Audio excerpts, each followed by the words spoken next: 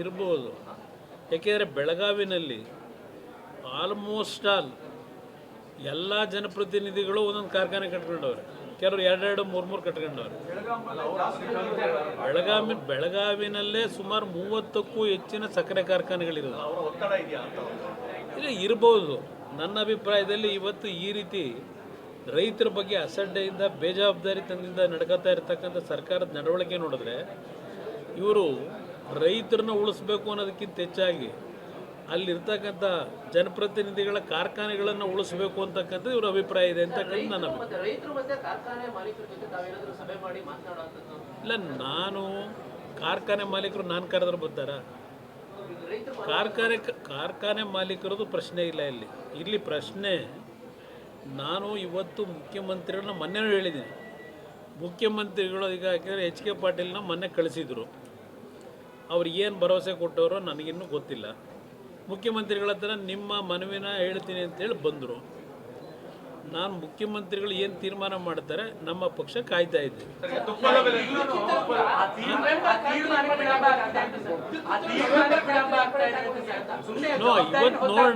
ಇವತ್ತು ನೋಡೋಣ ಏನು ಮಾಡ್ತಾರೆ ಅಂತ ಹೇಳಿ. ಇವತ್ತು ಸಭೆ ಕರೆದವರಲ್ಲ,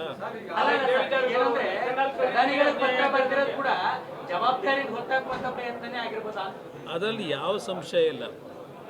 ಅದಕ್ಕೆ ಹೇಳಿದೆ, ಇಷ್ಟೆಲ್ಲ ಅನುಭವ ಇರ್ತಕ್ಕಂಥ ಒಬ್ಬ ಮುಖ್ಯಮಂತ್ರಿ ಉಡಾಫೆ ಬೇಜವಾಬ್ದಾರಿತನದಲ್ಲಿ ರೈತನಿಗೆ ಅಗೌರವ ಸಲ್ಲಿಸ್ತಕ್ಕಂಥ ರೀತಿಯಲ್ಲಿ ಈ ವ್ಯಕ್ತಿ ಆಡಳಿತ ನಡೆಸ್ತಾ ಇದ್ದಾರೆ. ಯಾವ ಪುರುಷಾರ್ಥಕ್ಕೆ ನಡೆಸ್ತಾ ಇದ್ದೀರಿ ಅಂತ ಕೇಳ್ತಾ ಇದ್ದೀನಿ ನಾನು.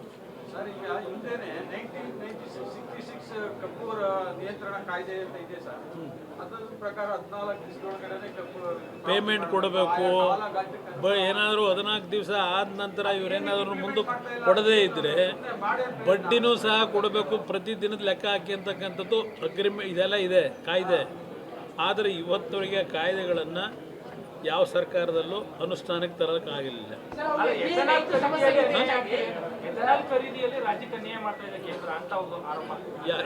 ಯಾವ ಥರ ಆರೋಪ? ಯಾವ ಥರ?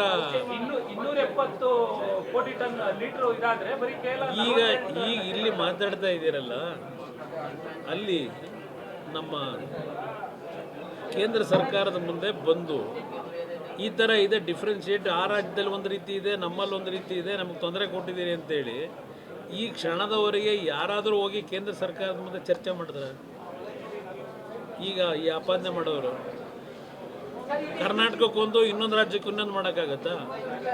ಎಲ್ಲ ತೀರ್ಮಾನಗಳು ಎಲ್ಲ ರಾಜ್ಯಕ್ಕೂ ಒಂದೇ.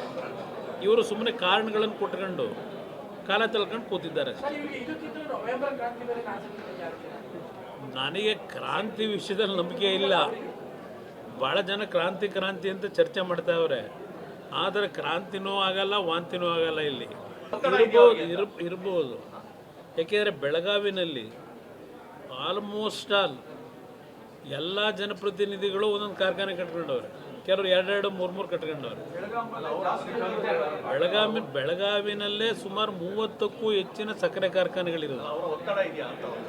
ಇಲ್ಲ ಇರ್ಬೋದು.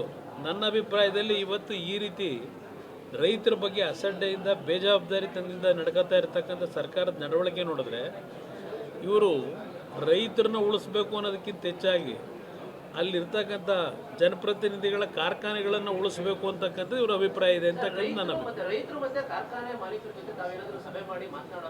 ಇಲ್ಲ. ನಾನು ಕಾರ್ಖಾನೆ ಮಾಲೀಕರು ನಾನು ಕರೆದ್ರೆ ಬರ್ತಾರಾ? ಕಾರ್ಖಾನೆ ಮಾಲೀಕರದು ಪ್ರಶ್ನೆ ಇಲ್ಲ. ಇಲ್ಲಿ ಪ್ರಶ್ನೆ, ನಾನು ಇವತ್ತು ಮುಖ್ಯಮಂತ್ರಿಗಳನ್ನ ಮೊನ್ನೆ ಹೇಳಿದ್ದೀನಿ. ಮುಖ್ಯಮಂತ್ರಿಗಳು ಈಗ ಯಾಕೆಂದರೆ HK ಪಾಟೀಲ್ನ ಮೊನ್ನೆ ಕಳಿಸಿದರು.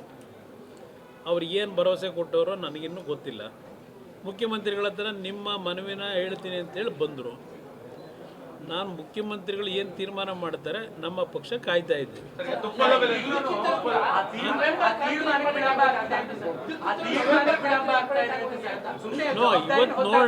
ಇವತ್ತು ನೋಡೋಣ ಏನು ಮಾಡ್ತಾರೆ ಅಂತ ಹೇಳಿ.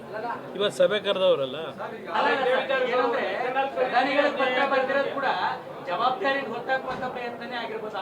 ಅದರಲ್ಲಿ ಯಾವ ಸಂಶಯ ಇಲ್ಲ.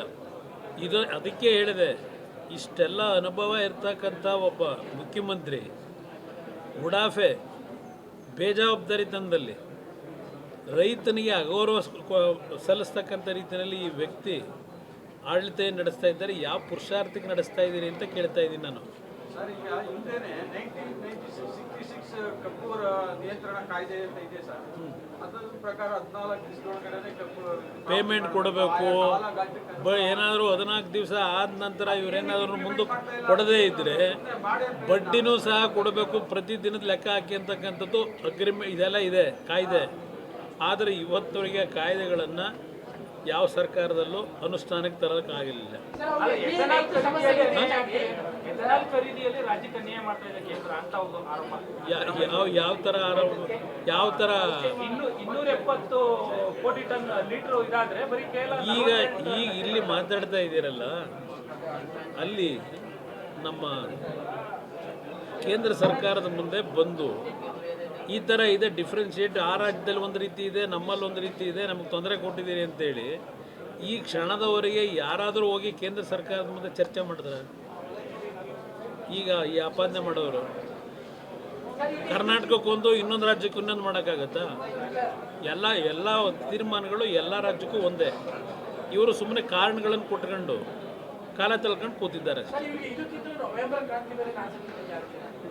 ನನಗೆ ಕ್ರಾಂತಿ ವಿಷಯದಲ್ಲಿ ನಂಬಿಕೆ ಇಲ್ಲ. ಭಾಳ ಜನ ಕ್ರಾಂತಿ ಅಂತ ಚರ್ಚೆ ಮಾಡ್ತಾವ್ರೆ. ಆದರೆ ಕ್ರಾಂತಿನೂ ಆಗಲ್ಲ, ವಾಂತಿನೂ ಆಗಲ್ಲ ಇಲ್ಲಿ.